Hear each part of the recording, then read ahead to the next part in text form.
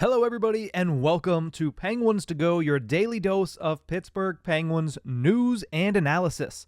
You can find us on YouTube at Inside the Penguins or anywhere you get your podcasts from. I'm your host, Nick Brlansky, and today, really, I just want to reiterate the fact that most of you already know, except for, I guess, anybody inside the Pittsburgh Penguins organization, or at least that they are willing to admit and show proof of. The Penguins have to face the music with Jeff Carter. It is far past time that they figure something out. Tuesday, he had a historic performance, but not in a good way. He is the 15th player since 1998. 15 players in 15 years have done what he did on Tuesday. And that is play less than 9 minutes in a game and manage to finish with a -4 rating. I know that normally I come on here and I say that plus minus is a stat that I don't take much into. It's a stat that you really need more context to make it make sense, or to make it work in a way that it actually is a valuable stat. Having a player play 8 minutes and 48 seconds, as Jeff Carter did for the Penguins against the Montreal Canadiens on Tuesday evening, and finish with a -4. The Penguins only gave up 6 goals. He was a -4 on the day, and he only played under 9 minutes of hockey. He was a -3 in the first period. So like I said at the outset of this, the 15th player since 1998. I was 2 years old. 15 players from the time I went from being 2 years old and needing a diaper to being 26, as I am right now, and paying insurance. Right? Like, that's the normal span right there.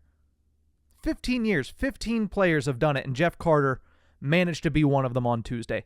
He is somehow the second player to do it this season, but I digress on that point as well. So another really bad performance from number 77 for the Penguins. The problem is Jeff Carter's not going anywhere. Not anytime soon, at least. As most of you know, his contract has another year left on it. Not only that, it is practically immovable. There are only a handful of things that they can do to not have Jeff Carter on the roster next season. There is not a thing that they can do to have him not on the roster this season. Right? Especially when they're dealing with the injuries that they're dealing with right now, because the only reason Alex Nylander is able to be in the lineup is because without him, they don't have 12 healthy forwards. So the Penguins have no options right now but to play Jeff Carter. That's understandable. But they need to face the music in the way that they deploy him. And I get it. He played 8 minutes and 48 seconds. You're going to tell me, how much less time can you conceivably play a player that is in your lineup and taking up a roster spot whenever you don't want to put that burden of him playing like 4 minutes on everybody else? I get that. And I understand. 8:48 is better than we can hope for in most instances with Jeff Carter. But the problem is, it's when he gets on the ice that is just killing the Pittsburgh Penguins. It is enough with this stupid face-off shtick that they have with Jeff Carter. They're literally trying to invent new ways to make him more than a replacement level AHL, or even yesterday what I saw from him was ECHL level. It really was. He belonged nowhere near the ice against that Canadiens team. And the problem with that is that Canadiens team is practically an AHL team. They're one of the worst teams in the league this year, and their best players, most of them, are out of the lineup due to injury. And still, Jeff Carter did not look like he belonged out there on the ice. But the Pittsburgh Penguins, they'll make excuses. He's great in faceoffs. He's a great locker room guy. He's a good leader for this team.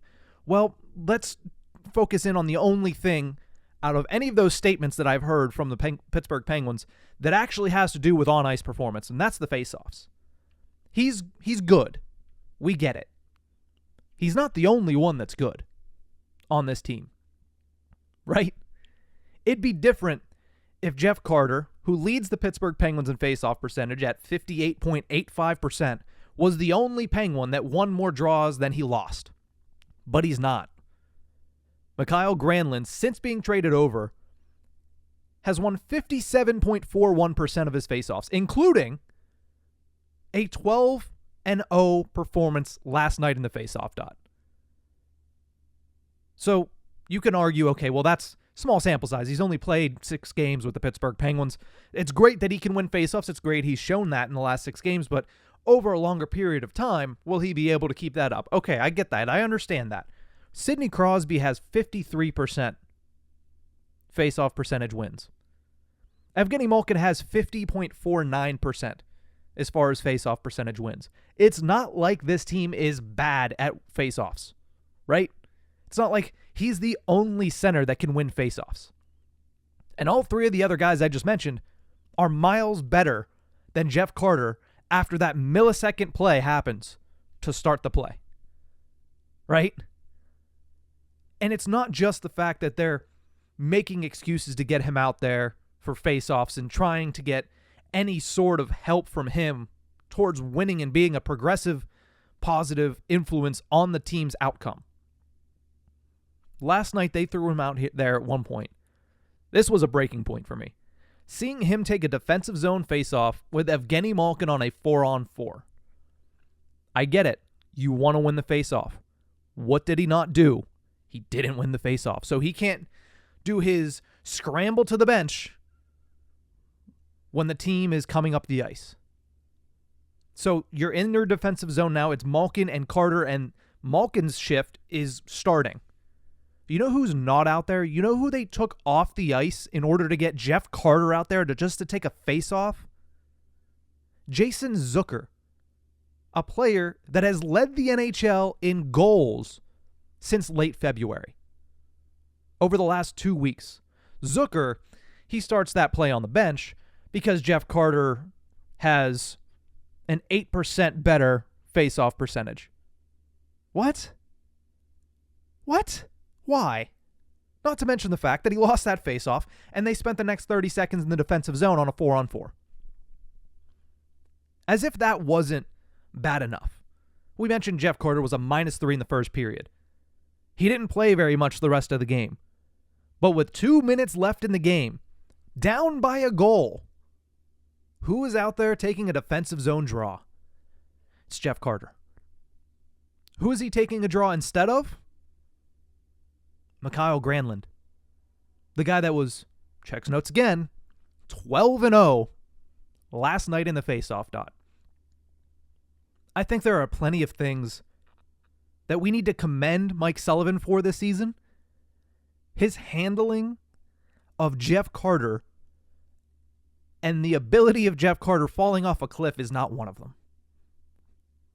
Whether that be loyalty to a guy that he likes, whether that be just lack of options around, the way that they have deployed Jeff Carter this season, a player that has 9 goals on the year and has been playing at replacement level all year minus maybe the first 5 games.